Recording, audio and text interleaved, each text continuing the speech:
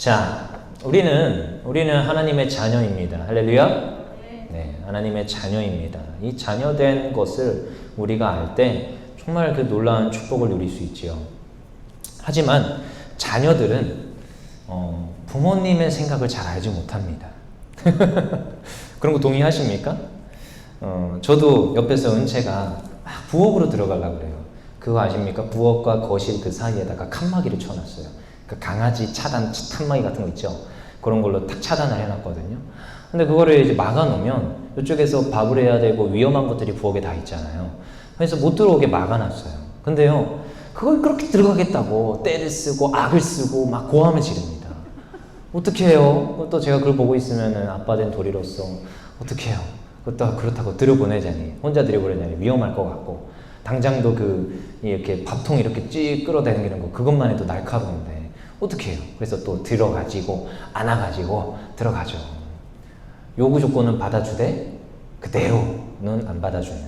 그러니까 이 아이들이 요구하는 바라보는 부모님과 부모가 생각하는 아이의 모습과는 좀 굉장히 차이가 있다는 것을 기억해야 되고, 그 아이가 부모를 생각하는 것과 부모가 아이를 생각하는 것은 또 많이 다르다는 것을 우리는 알게 됩니다. 대부분 우리의 신앙 가운데서도 우리가 하나님의 자녀라고 합니다. 그러면 하나님께서는 우리의 부모가 되시죠. 그래서요, 우리가 때로는 착각을 합니다. 하나님의 마음이 어디에 있습니까? 알량한 우리의 눈으로, 우리의 지식으로 성경을 봤다고 해서 하나님을 다 아는 양 착각에 빠지기 쉽습니다. 하지만 성경은요, 굉장히 짤막한 것만, 하나님에 대한 속성 중에서도 굉장히 얕은 것만 보여주시는 거예요. 하나님의 구원의 계획에 대해서 보여주지만, 하나님의 사랑의 계획에 대해서 여러 가지를 보여준다고 하지만, 빙산의 일각이라는 표현 들어보시죠. 하나님은 빙산과 같은데요, 우리는 단지 그 살짝 하나님께서 보여주신 것, 그거 조금만 알 수 있는 것이 인간의 지혜이고 인간의 수준이라는 것입니다. 그래서 인간들은요, 하나님 아버지의 그 뜻을 정확히 알 수 없습니다. 왜냐? 그게 피조물의 그 한계예요. 한계. 그게 자녀의 한계입니다. 부모가 바라보는 아이의 환경과 상황은 전혀 다르다라는 것을 우리가 조금 더 기억을 하고 이 룻기를 보면 좋겠습니다. 이 룻기에서는 정말 하나님께서 은혜를 주시더라는 겁니다. 지난번에도 봤죠? 은혜를 입습니다. 놀라운 은혜를 입는 걸 볼 수 있어요. 그것이 그냥 우연히 오는 것 같지만 우연이 아니라 하나님께서 철저하게 계획을 하셔서 그 모든 걸 주시더라는 겁니다. 그걸 여러분이 인정할 때 우리의 삶 가운데서도 하나님께서 은혜를 주시며 우리를 인도하신다는 것을 확신할 수 있습니다. 저는요, 그걸 확신합니다. 하나님께서 나의 삶에 은혜를 주셨고 지금도 그 은혜를 강권하여서 나를 인도하여 주신다. 그것을 확신할 때 그 삶은 다릅니다. 룻기 2장 14절에 뭐라고 기록합니까? 우리 한번 볼까요? 우리가 오늘 본문 아니었지만 그 앞선 내용들이 지난번에도 한번 봤지만 좀 우리가 안 읽은 본문이 있어요. 2장 14절에 뭐라고 합니까? 식사할 때에 보아스가 룻에게 이르되 이리로 와서 떡을 먹으며 내 떡 조각을 초에 찍으라 하므로 룻이 곡식 빼는 자 곁에 앉으니 그가 볶은 곡식을 주매 룻이 배불리 먹고 남았더라. 배불리 먹는 은혜를 주십니다. 그냥 이삭을 그냥 줍는 정도로 그치지 아니하고 보아스를 통하여서 배불리 먹게 하시더라는 거예요. 또 룻기 2장 17절 18절에 또 뭐라고 합니까? 읽어보겠습니다. 시작. 룻이 밭에서 저녁까지 줍고 그 주운 것을 떠니 보리가 한 해밭쯤 되는지라 그것을 가지고 성읍에 들어가서 시어머니에게 그 주운 것을 보이고 그가 배불리 먹고 남긴 것을 내어 시어머니에게 드리매 룻이요 정말로 융숭하게 대접을 받고 또다시 가져온 것도 얼마나 돼요? 여기 보니까 한 에바, 굉장히 많은 양입니다. 22리터 정도 되는 양이라고 하는데 굉장히 많은 것을 주워왔어요. 여러분 이삭 줍기에 했다고 이렇게 많이 주는 게 쉬울 것 같죠? 쉽지 않습니다. 그가 자세히 여기 또 성경 구절에 보면은 일부러 배려를 해서 그렇게 주워갈 수 있도록 인도하는 걸 볼 수 있어요. 그 정도로 이 정말 많은 은혜를 룻이 받더라는 거죠. 여러분 우리는 정말로 잘 생각해야 됩니다. 우리 삶 가운데 주어지는 그 은혜가 한없이 많음을 우리는 고백해야 됩니다. 이런 어려운 상황과 처지가 있다고 합니까? 그 아마 처지가 아마 이 룻기 2장 들어오기 전에 1장의 모습과 비슷할 것 같아요. 1장의 모습도 그렇지 않습니까? 자식들을 다 잃어버리고 그의 모든 걸 다 잃은 거예요. 사실 지금 룻과 그 며느리 둘과 나오미가 이 세 명만 남았어요. 여자가 세 명이 남았는데 이 당시에 이 문화에서 살아남기는 요원한 일입니다. 끽해봐야 이삭 죽기 정도. 근데 이삭 죽기도 언제만 가능합니까? 추수 때나 가능한 거예요. 추수 때나. 그러면 이 사는 게 쉽지가 않아요. 그렇다고 일거리를 줍니까? 뭘 줍니까? 노동력이 안 되는데 뭘 하겠어요? 그래서 굉장히 어려운 처지에 놓여 있는 것이 1장의 상황입니다. 근데 2장에 들어와서 하나님께서 그 놀라운 은혜를 입게 하시면서 이 룻으로 하여금 그가 배불리 먹게 하는 축복이 주어진다는 것입니다. 여러분, 저의 삶도 그러했습니다. 저의 삶도요, 옛날에 정말로 먹을 게 없어가지고 먹을 게 똑 떨어진 적이 있었어요. 똑 떨어진 게. 어렸을 때요, 진짜 먹을 게 똑 떨어져가지고. 근데요, 참 신기하죠. 그러고 나서도 쌀이 다 떨어졌다. 그러고 나서도 아버지가 가서 그냥 기도하시더라고요. 저는 정말로 좀 야속했어요. 어머님은 그 빈 쌀통을 바라보면서 눈물을 뚝뚝 흘리고 계시는데, 그러고 나서 뭔가 가장으로서 해결책을 내놔야 될 거 아니에요. 제가 어릴 때 그 초등학생인 권요세리가 바라보는 그 가장은요, 굉장히 무책임하게 보였습니다. 근데 가서 그냥 기도하시더라고요. 아무 소리 없으시고. 그리고 그 저녁 늦게까지 기도를 하십니다. 근데요, 그 다음날 쌀이요, 생겼을까요? 안 생겼을까요? 안 생겼습니다. 뭐가 생겼냐면은 누룽지가 생겼습니다. 누룽지가 생겼어요. 다음날 권사님이 교회에 쌀이 쩌러쩌러하는 권사님도 몇 명 없었어요. 권사님 2명에 뭐 집사님 서너 명 있었던 교회였어요. 비닐하우스 교회. 그러니까 모두가 직분자예요. 교회 오면 너도 나도 그냥, 물론 교육을 철저히 시키셨습니다. 웨스트민스터 교리부터 시작하셔서 교리 교육, 그리고 성경 교육 그렇게 철저히 시키셨어요. 그러면서 왔다 하면 훈련시켜가지고 직분 딱 세워버리는 거죠. 근데 모두가 직분자인데 권사님이 그 소식을 듣고 그 모으던 그 누룽지를, 근데 그것도 남편이 지금은 집사님이신데 그때 그 남편은 아주 박해가 심했던 그 남편이었습니다. 그러니까 몰래 모으고 모았던 누룽지를 가져올 수밖에 없는 거죠. 쌀이 많음에도 불구하고 쌀이 사라지는 건 바로 들키니까 몰래 그때는 솥당지에다가 항상 그렇게 했으니까요. 정말 옛날 옛적이네요. 제 초등학생이가 그 몰래 모았던 걸 그 누룽지를 가져오셨어요. 한 푸대를. 그래서 그거를 끓여 먹었어요. 한 달 내내. 다행히 김치는 어떻게 또 있어가지고 김 그런 시절이 있었습니다. 그때요. 근데 그거 먹으면서도요, 저는요 별로 걱정이 안 했어요. 어린 마음에 기도했더니 생겼어 하면서 좋아하면서 밥을 잘 먹었던 기억이 있습니다. 근데 지나고 나니까 그때 참 어려웠던 거였구나. 근데 요즘 제가 보잖아요. 1장의 그 시절이 지나고 나니까 저의 삶이요, 그리고 저의 가정의 그 삶이요, 뭐 물론 그렇게 엄청나게 풍요하진 않습니다. 근데 이것도 굉장히 상대적이라고 하더라고요. 제가 다른 데서 사역하는 그 친구들을 보니까 전 굉장히 배 따숩고 정말 행복하게 여기 기름기 잘 자르게 사역 잘하고 있더라고요. 네. 이런 말 하기 좀 뭐하지만 정말로 사역 잘 하는 데 있어서 부족함 없이 배곰지 아니하고 하나님 사역 잘 할 수 있도록 하나님께서 인도하시는 것을 저의 삶 가운데서 발견합니다. 그래서 이 장을 보면서 룻이 배불렀더라, 이게 남의 일 같지 않은 거예요. 그가 배불렀더라, 이게 남의 일 같지 않습니다. 그가 갔더니 이삭을 줍는데 한 에바나 주었습니다. 저도요, 다행히 뭔가를 살 때 저도 먹을 수 있고 저희 청소년 아이들도 먹일 수 있고 청년 애들도 먹일 수 있는 한 에바만큼은 있더라고요. 그 정도는 있습니다. 하나님께서 이만큼의 축복을 저에게 주셨다라는 것을 제가 이 룻기 설교하려고 50번 읽었습니다. 계속 읽는 거예요. 근데 이 장 안에 있는 이 놀라운 은혜가 저희 삶 가운데서 있더라는 것입니다. 여러분, 근데요, 대부분의 많은 사람들이 이 장에서 이렇게 한 에바를 주고 이만큼 또한 배 따숩게 하잖아요. 사람들이 이제 착각을 합니다. 이 은혜 입은 자인 룻처럼 내가 분명히 은혜 입어서 이 자리에 왔고 내가 요만큼 할 수 있는 것도 하나님의 은혜로 요만큼 할 수 있는 것인데 이제 착각을 하기 시작합니다. 이 한 에바, 내가 지금 배 따숩고 등 따스운 게 내가 잘나서 내가 나의 노력으로 이 자리에 온 줄 착각을 합니다. 여러분, 정말로 우리 신앙인들은 이 착각에 빠지기를 두려워하셔야 됩니다. 교만에 이르기를 두려워하셔야 됩니다. 정말로 교만은 뭐의 선봉입니까? 패망의 선봉이라고 했어요.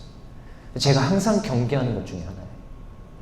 저도요, 앞에 서는 사람이고 좀 얼굴 좀 잘생겼고 말도 그냥 이렇게 좀 할 줄 알고 뭐 어디 가서 뭐 그렇게 뭐 하지 않고 잘 입고 다니니까 어디 가서 자꾸 사람들이 이렇게 할 때가 있어요. 아우, 전도사이지만도 그럴 때가 있습니다. 그러면요, 저도 이제 가끔 뭐가 들어와요? 착각이 들어옵니다. 내가 뭐 해서. 아니요. 제가 항상 옛날에 이 길을 가면서 그렇게 집에서 뜯어 말렸거든요. 아빠가 뜯어 말리고 엄마가 뜯어 말리고 다 뜯어 말렸어요. 이 길 가지 말라고. 어느 정도로 얘기했느냐? 뼈를 깎고 살을 도려내고 피를 토하는 길이다. 이 정도로 하면서 이 길 가지 말라고 했습니다. 근데요, 제가 이 길 오면서 하나님 앞에 기도할 때 하나님 앞에 딱 한 가지만 구했던 게 있어요. 딱 한 가지만 구했어요. 하나님, 제 인생에, 제 사역의 인생에, 제 사역의 모든 사명의 인생에 배곰지 않게 하여 주시옵소서. 하나님 사명 감당해야 되는데, 여러분 정말 저 전도사 굉장히 세속적이다 이렇게 볼 수 있겠지만 전 그게 너무 싫었어요. 그래서 하나님 앞에 딱 한 가지만 구했어요. 하나님, 배는 안 굶게 해주시옵소서. 그랬더니 신기하게 제 사역의 가운데 한 번도 배 굶지 않게 해주셨습니다. 근데 딱 그만큼만 주세요. 뭐 하지 않도록? 교만하지 않도록.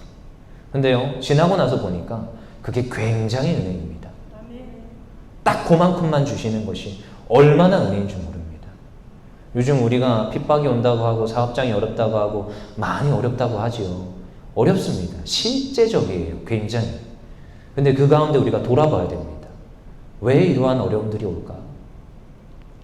왜 우리 가운데 이 모든 것들이 주어질까? 그러면서 우리가 무엇을 다시 구해야 되고 무엇을 회복해야 되는 것입니까? 우리가 무엇을 기억해야 됩니까? 우리가 은혜 입은 자라는 것입니다.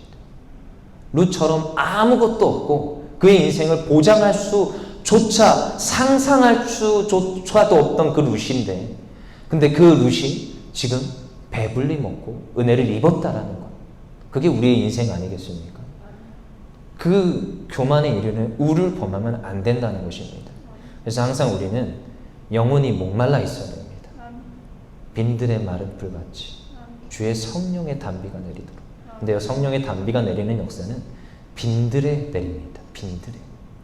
메마른 심령 가운데 적셔주시는 것이 하나님의 은혜도라는 거예요. 그래서 요즘은요, 제가 아까도 그 사무실에서 잠깐 찬양을 했는데 이번 주 주일날 나와서 이제 제가 저희 사모와 같이 찬양을 할 거예요. 그 찬양을 연습을 해야지 하면서 찬양을 하는데 눈물이 나오더라고요. 그냥 아무것도 없는데 그냥 기타 하나 들고 찬양 한 곡 하는데 눈물이 나오더라고요. 하나님, 제가 이 말씀 앞에서 내 목숨으로 이 말씀을 지키겠습니다. 메말라 있으니까 그냥 가사 한 구절 딱 던지는 순간 눈물이 쏟아집니다.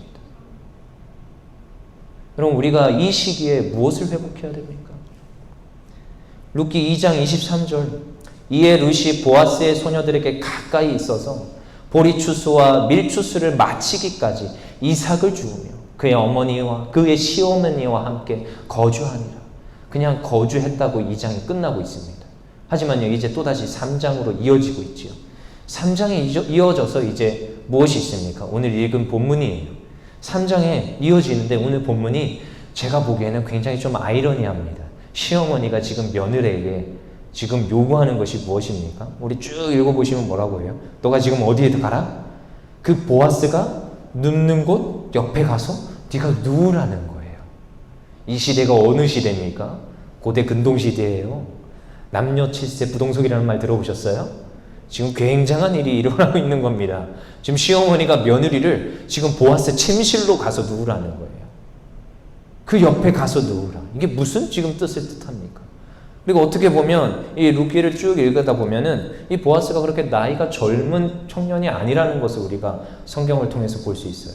그의 소년들과 함께 해라, 이런 표현들을 통하여서 이 보아스는 나이가 좀 많은 중년이었을 것이다 라고 주석학자들이 많이 말을 합니다.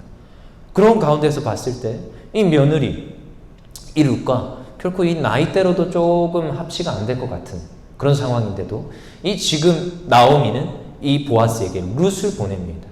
그러면서 그가 하는 말이 있습니다.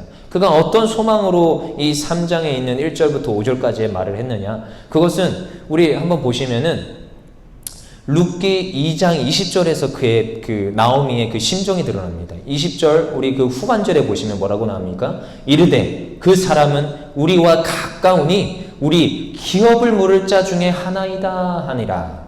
뭐예요? 기업을 물을 자라는 거예요. 기업을 물을 자. 지금 나오미가 이 보아스에게 은혜를 입은 룻을 보면서 이 보아스를 뭐라고 생각하느냐? 기업 물을 자로 보고 있습니다. 기업 물을 자. 요거에 대한 설교들은 굉장히 많은 목사님들이 하십니다. 이 룻기에서 아마 가장 핵심 포인트가 이 기업 물을 자입니다. 기업 물을 자. 기업 물을 자. 기업을 물은다는 것은 이 시대에서는 굉장히 큰 의미를 가지고 있습니다. 고대 근동도 그렇고 룻기 전체도 그렇고 어쩌면 성경 전체에서 이 기업 물을 자에 대한 것을 말하고 있어요. 기업 물을 자라는 제도인데 이것은 특별하게 이 시대에 있었던 원리 중에 하나입니다. 왜냐? 약자를 위한 법이에요. 약자를 위한 법. 약자를 위한 법. 기업 물을 자는 특별히 가난해서 땅을 팔았어요. 땅을 팔 수밖에 없는 상황이 있습니다. 근데 성경에서는 땅을 팔라고 해요? 팔지 말라고 해요? 팔지 말라고 합니다. 근데 어쩔 수 없이 파는 경우가 생겨요. 그래도 그것은 만약에 뭐 제가 여기 권사님한테 땅을 샀다 칩시다. 그러면은 요즘 시대 때는 제 거잖아요. 나중에 우리 권사님이 돈을 가져와서 그 땅 돌려줘! 하면은 제가 돌려줄 필요가 있어요? 없어요? 요즘 시대는 없어요. 근데요, 이 시대 때는 그게 됩니다. 판 사람이 다시 이제 돈이 생겼어요. 신분을 회복했고 이제 그 돈으로 다시 장사를 해서 신분을 회복했다 칩시다. 돈이 생겨서 가서 요구를 했어요. 다시 줘! 하면 다시 줘야 돼요. 그게 이 이스라엘의 법입니다. 땅은요 절대로 팔 수 없어요. 땅은 원래 누구 거예요? 하나님 거예요. 하나님께서 각 지파에게 분배해 주신 거예요. 그래서 그 땅은 누가 누구에게 줄 수 없는 땅인 거죠. 그래서 기업 물을 자라는 것은 가난해서 땅을 팔았을 때 기업 물을 자가 다시 살 수 있어요. 그러니까요, 제가 돈이 없어서 팔았는데 저가 여인은 아니지만 기업 물을 자가 저와 뭐 결혼을 했다 칩시다. 그 기업 물을 자가 돈이 있어요. 그럼 돈으로 해서 다시 사올 수 있어요. 기업 물을 자가. 그런 게 이 법이라는 거예요. 그리고 가난해서 자기 몸을 팔았어요. 또 종이 됐잖아요. 근데요, 기업 물을 자가 딱 하고 나타나가지고 야, 저 종은 나의 아내야 하고 또다시 데려갈 수 있어요. 나의 종이야 하고 또다시 데려갈 수 있어요. 그게 기업 물을 자입니다. 그리고 아내를 두고 죽었어요. 근데요, 기업 물을 자. 이거 성경에서 자주 등장하는데 그 형이 죽었어요. 그럼 그 동생, 남동생이 기업 물을 자예요. 그럼 그 형의 아내는 남동생이 아내로 맞아들일 수 있어요. 이게 계대 결혼이라는 모습, 또 풍습입니다. 그러니까 이것도 사실 기업 물을 자라는 제도에서 나오는 거죠. 계대 결혼, 좀 유식한 말이지만. 그러니까 이 기업 물을 자라는 것이 성경에는 전반적으로 흐르고 있습니다. 전반적으로. 그래서 이 나오미는 보아스를 바라볼 때 그가 뭐다? 기업 물을 자다. 근데요, 사실은 우선순위는 보아스한테 있지 않습니다. 보아스가 은혜를 베풀었지만 여기서 보면 보아스가 나중에 다시 룻이 침소에 들어왔을 때 그 룻을 다시 이렇게 좀 떨어뜨려 놓고 다시 보아스가 사실 누구한테 가요? 1순위 기업 물을 자한테 찾아갑니다. 그래서 네가 기업 물을 거야? 하면서 막 묻잖아요. 근데 그가 아니, 막 신발까지 벗어 던지면서 아니, 나는 기업 안 물을 거야. 당신 보아스가 기업을 물어 하면서 이런 또 거래를 하고 오는 걸 볼 수 있어요. 그리고 나서 보아스가 짠 등장해가지고 룻을 기업 물을 자로 취하는 것을 볼 수 있죠. 근데 나오미는 이미 2장 끝에서 무엇을 받느냐? 기업 물을 자라는 소망을 가지고 바라봤다라는 것입니다. 아직 3장으로 건너가지 않았고 앞에 일이 벌어지지 않았습니다. 하지만 2장에서 그가 그 한 에바로 만족하지 아니하고 기업 물을 자라는 소망을 바라봤다라는 것입니다. 여러분, 우리는 때로는 요만큼만, 여기까지만 이라는 것에 남아있는 경우가 있습니다. 거주하는 경우가 있습니다. 아, 여기까지구나. 나에게 주어진 것이 여기까지구나. 아니요. 우리에게는 무엇이 있습니까? 기업 물을 자. 더 앞에서 하나님께서 소망을 주시고 나의 비전과 나의 꿈을 이루어 가시는 그 하나님이 내 앞에서 일하고 계십니다. 그래서 저는요, 이전의 삶 가운데서 지금 저의 삶을 봤을 때 아, 내가 은혜 입은 자구나. 내가 놀랍게 축복을 받았구나. 그것을 확신합니다. 하지만 또다시 확신합니다. 나의 앞에서 나에게 더 큰 축복을 주시고 나의 그 모든 사역의 역사 가운데 하나님께서 동행하시며 더 은혜를 입게 하심을 저는 확신합니다. 그래서 요셉이 가는 곳은 형통합니다. 할렐루야. 그래서 그걸 확신하기 때문에 저는 이 룻기를 보면서 아, 그렇구나. 지금 나오미가 기업 물을 자라는 소망을 바라보더라는 것이. 그 가운데서 그는 확신을 하고 룻을 어디로 보낼 수 있습니까? 보아스의 침실로 보낼 수 있습니다. 그의 믿음의 중심을 보시겠습니까? 그의 그 마음의 중심을 보시겠습니까? 기업 물을 자라는 거예요. 그것을 통하여서 하나님께서 나의 그 삶과 나의 이 절망의 삶을 다시금 회복시킨다는 확신이 이 나무에게 있었다는 것입니다. 그리고요, 이것은 우리가 다시금 생각해 봐야 될 게, 아까 룻기 전체의 기업 물을 자가 흐른다고 했지요? 아니요. 성경 전체의 기업 물을 자가 흐르고 있습니다. 여러분, 우리는 기업 물을 자 되시는 그 예수님을 따라가는 삶입니다. 기업 물을 자가 성경에서는 뭐라고 얘기하느냐? 예수님이라고 합니다. 요거 이해가 되십니까? 그 하나님의 기업을 누가 샀어요? 예수님께서 사셔서 우리에게 무엇으로 주셨습니까? 값없이 선물로 주셨다고 합니다.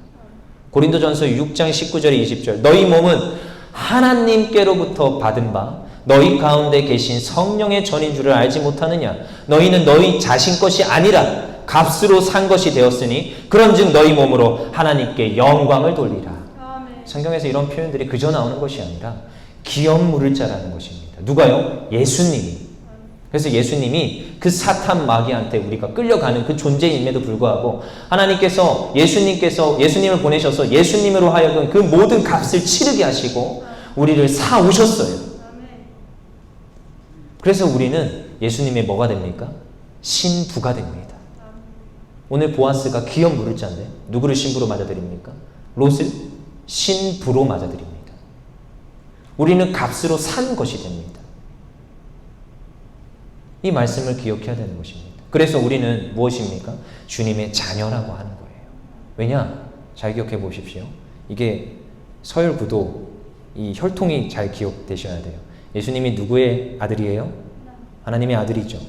근데 예수님께서 누구를 사셨어요? 우리를 샀어요. 룻과 같은 우리를 사셨어요. 근데 우리를 뭘로 삼으셨어요?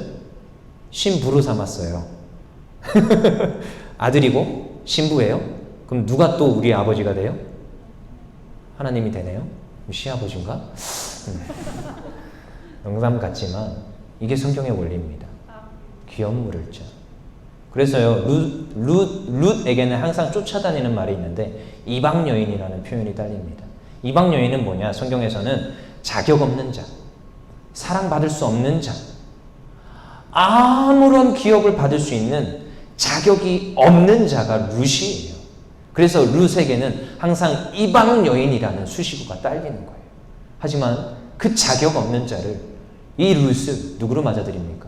신부로 맞아들이고 기업 물을 자 되시는 그 예수님께서 구원하여 주셔서 예수님의 계보를 입게 하시는 것이 성경의 놀라운 은혜입니다. 우리가 그것을 바라볼 때 아, 내가 기업 물을 자에게 은혜를 받았구나. 내가 그리하여서 하나님의 자녀가 되었구나. 이 하나님의 자녀된 권세를 누릴 때 다시 한 번 더 하나님 앞에, 예수님 앞에 감사할 수 있는 것임을 믿습니다. 그래서 우리가 소망하는 것은 어디에 있습니까? 사실 진정한 소망이라고 했지만 이 기업 물을 자 되시는 그 예수님이 우리에게 소망이 되십니다. 진정한 소망은요, 이 세상에 없습니다. 우리가요, 뭐 열심히 신앙생활 한다고요. 우리가요, 뭐 나라에서 이렇게 하라고 했다고 나라 말 잘 들어가지고 이렇게 지금 한다고요? 아니요, 여러분. 잘 돌이키셔야 됩니다. 이렇게 한다고 저렇게 한다고가 아니라 이미 우리의 모든 인생 가운데서는 결정이 되어 있습니다. 예수를 따라가는 자, 예수 앞에 소망을 두는 자, 그 인생은 반드시 승리하리라. 그래서 저는 흔들리지 않습니다. 왜냐? 하나님께서 나의 인생을 반드시 인도하실 거라는 확신이 있어요. 이 가운데서도 예배 드리다가 뭐 끌려가서 뭐 죽더라도 저의 인생은요, 하나님 앞에 다시 불림받아서 천국 갈 줄 믿습니다. 그리고요, 제가 아직 할 일이 남았다면 하나님께서는 저를 안 죽일 거라는 또 확신도 있습니다. 왜요? 그게 하나님의 절대 주권이에요. 제가 하나님 앞에 불림받아서 이 사명 잘 감당하고 하나님 앞에 말씀 전하는 이 사명 잘 감당하고 다시 하나님 부르시는 그 때가 그 시기가 오면 하나님께서 불러줄 거라는 확신이 있습니다. 그래서 저에게는 진정한 소망은 오직 예수예요. 예수만이 나에게 진정한 소망이 되십니다. 그래서 2장에서 3장으로 건너뛰며 이 아이러니한 이 나오미의 행동을 바라볼 때 아 그렇구나. 너희가 어디로 들어가라? 예수로 들어가라. 룻은 우리입니다. 룻은 우리예요. 그 정말 소망 없는 그 가운데 2장의 그 마무리에 에바 한 움큼 지고 우리 소망 없는 그 가운데서 벌벌 떨고 있는 우리에게 나오미가 말하고 있습니다. 너 어디로 들어가라? 그 보아스의 침상으로 들어가라. 누굽니까? 보아스는 기업 물을 자. 예수의 그 침상으로 들어가는 거예요. 예수 곁으로 들어가라. 그래서 이 시대에 이 방송으로밖에 예배할 수 없는 이 환경 가운데서 우리가 누구와 동행해야 됩니까? 누구와 손 꼭 잡고 우리가 신앙생활 해야 됩니까? 뭐 앞에 있는 뭐 사역자 바라봐야 돼요? 아니요. 앞에 있는 리더 바라봐야 돼요? 아니요. 우리가 이제 다시금 질문이 던져졌습니까? 어디에서 신앙생활 할 것인가? 우리의 삶의 전반에서 어떻게 신앙생활 할 것인가? 어떤 모습으로 우리가 신앙생활을 해 나갈 것인가? 너희가 예수 그리스도와 동행하냐? 그럼 어떻게 살아낼 것인가? 너희가 이런 핍박이 와도 그 신앙 지킬 수 있냐? 그 질문이 우리에게 계속 던져지고 있습니다. 그럴 때 우리는 어디로 피난해야 됩니까? 어디로 도망가야 됩니까?